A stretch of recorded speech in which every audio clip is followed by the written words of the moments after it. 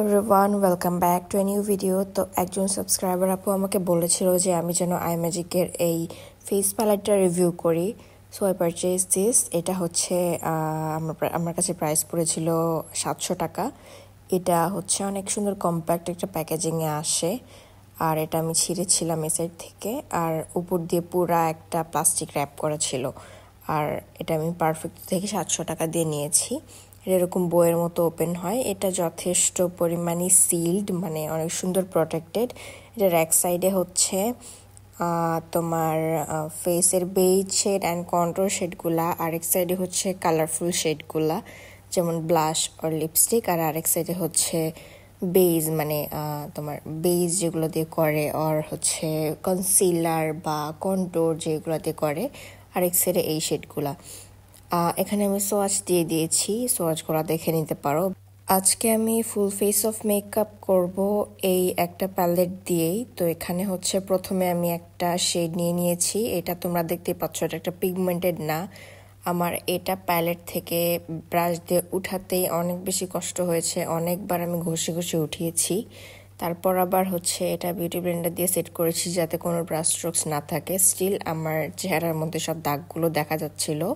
এরপর আমি আরেকটা লাইট একটু শেড নিয়েছি। কালারটা দিয়ে আমি বেস শুরু করেছিলাম, তার থেকে একটু লাইট। তো এটা দিয়ে আমি আমার কনসিলারের কাজ করতে চাচ্ছিলাম, বাট এটাও তো আমরা একটা পিগমেন্টেড না, এটা কেমন প্যাচি হয়ে অ্যাপ্লাই হয় পুরো ফেসে। তোমরা হয়তো ক্যামেরায় দেখতে পাচ্ছ বা পাচ্ছ না, আমি ঠিক বুঝি না, বাট হচ্ছে এই কালারগুলা মানে খুবই বেশি পরিমাণে প্যাচি। এগুলো ফেসে ইউজ করার মানে কোনো অবস্থায় নাই। এগুলো দিয়ে তুমি বাইরে বের হতেই পারবা না, এটা ব্লেন্ড করতেও পারবা না। বলতে গেলে আমার বেসটা আজকে খুবই বাজে হয়েছে। এই হচ্ছে দুইটা কালার ইউজ করার জন্য, বিশেষ করে এইটার হচ্ছে ফেস যে সাইডটা বেজ শেডগুলো থাকে, এইগুলা খুবই মানে পিগমেন্টেরই না, একটুকুও জাস্ট সি আমার পুরা চেহারার সব দাগ টাগ দেখা যাচ্ছে, সব পিগমেন্টেশন দেখা যাচ্ছে, কোনো কিছুই ঢাকা যাচ্ছে না। আমার চোখের নিচের আন্ডার আই ডার্ক সার্কেলসও দেখা যাচ্ছে। এটা আমি আমার আইশ্যাডো বেস হিসেবে ইউজ করব, আর এটা আজকে আমি আমার কাট ক্রিজ হিসেবেও মানে কাট ক্রিজের জন্য ইউজ করব। তো এখান থেকে আমি একটা লাইট কন্ট্রোল শেড নিয়ে নিচ্ছি। কন্ট্রোল শেডটা আমি বলবো বেজ শেডগুলোর থেকে একটু হলেও ভালো আছে কোয়ালিটি, কারণ এগুলো কোনো কাভারেজ লাগে না, এটা জাস্ট একটা কালার প্রোভাইড করে, দ্যাটস ইট। এটা কোনো কাভারেজ নেই, এই জন্য মেবি এই কালারটা একটু ভালো করতে পেরেছে ওরা, যেহেতু ফর্মুলা সেম, বাট হচ্ছে পিগমেন্ট এটার মধ্যে একটু আছে, এই জন্য জাস্ট কালারটা একটু দেখা যাচ্ছে।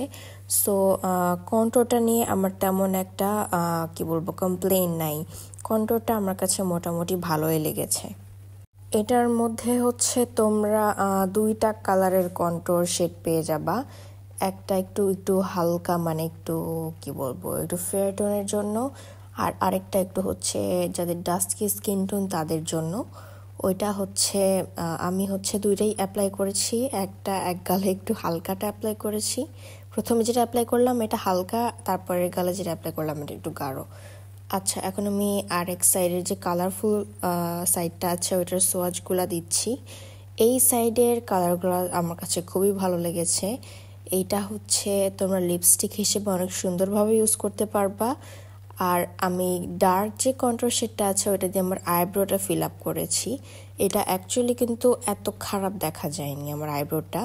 আমি হচ্ছে যে একটা স্পুলি দিয়ে অনেক বেশি বেশি প্রোডাক্ট নিয়ে, যদিও প্রোডাক্ট একটু বেশি লাগে, বাট হচ্ছে এটা আই থিঙ্ক এটা দিয়ে আইব্রোটা করা is not a bad idea. তো আমি আই থিঙ্ক এই হচ্ছে কন্ট্রোল শেডগুলোকে, যেহেতু এটা আইব্রোটা ভালো মতোই করতে পারে, you can see in the video, তো আই থিঙ্ক এটা আমি 7/10 দিব। আর কালারফুল শেডগুলো যথেষ্টই ভালো, কিন্তু এগুলো ব্লেন্ড হতে চায় না। এগুলো হচ্ছে তুমি ব্লাশ হিসেবে ইউজ করতে পারবে না, তোমার হচ্ছে এটা ব্লেন্ড করতে করতে তোমার ফাউন্ডেশনটা সরে যাবে। এটা হচ্ছে খুবই বেশি আনব্লেন্ডেবল এরকম মানে টাইপের জিনিস দিয়ে অ্যাকচুয়ালি বেসে অ্যাপ্লাই করা কোনো মানে দেখি না আমি। বাট অ্যাজ লিপস্টিক এগুলো তোমরা ইউজ করতে পারো লিপস্টিক হিসেবে, কিন্তু এগুলো অনেক ভালো পারফর্ম করে। আমি যখন লিপস্টিকের সোয়াচগুলো দিব তখন তোমরা বুঝতে পারবা।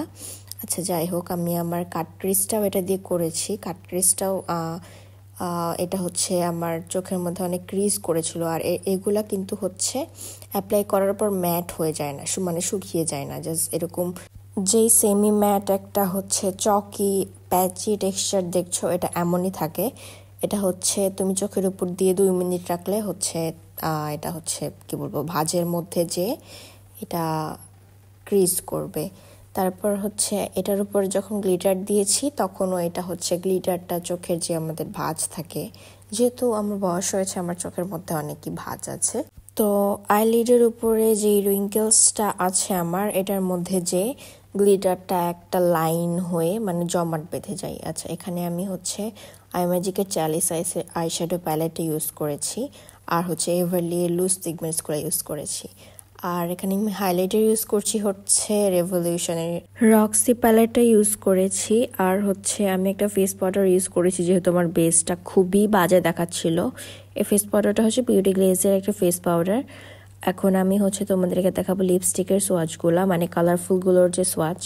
এখানে আমি দেখিয়ে দিয়েছি সবগুলাই কোনটা আমি মানে কি কালার কোনটা সোয়াচ করেছি। এই কালারটা আমার কাছে অনেক বেশি ভালো লেগেছে। এটা হচ্ছে হালকা একটু পিচ নুড টাইপের, আর এই কালারটা দিয়ে তোমরা যে কোনো আউটিংয়ে যেতে পারবা, মানে বলতে গেলে একটা প্রপার নিউড শেড এইটা।